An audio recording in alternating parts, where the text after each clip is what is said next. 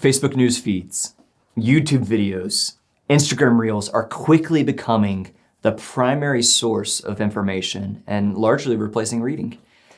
In a study with 3,000 respondents, 90% said that they read fewer books as a result of their phones and social media.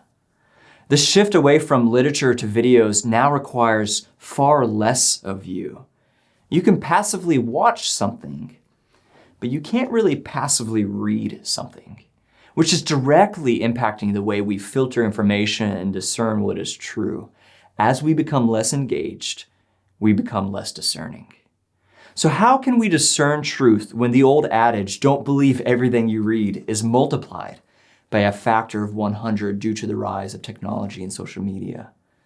Well, I think there's three things that we can glean from the scriptures. First is to test all things.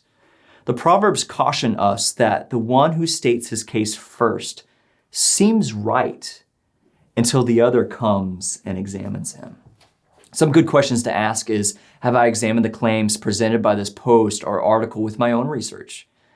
Have I sought others' perspectives and not just those who agree with me? In his book, The Wisdom Pyramid, Brett McCracken says we don't get to choose whether or not something is true. We don't invent truth. We don't determine it, but we search it out and accept it with gratitude, even when it's at odds with our feelings or preferences. We should be careful not to immediately dismiss the knowledge of others because of the belief that they have drunk the Kool-Aid or are part of the bigger lie, or because they said something quite honestly we just don't like.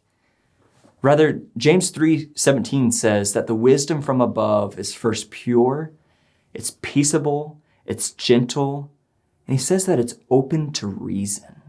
And we need to be men and women who are open to reason. So we need to test all things. But secondly, the way that we can discern truth online is by pursuing unity.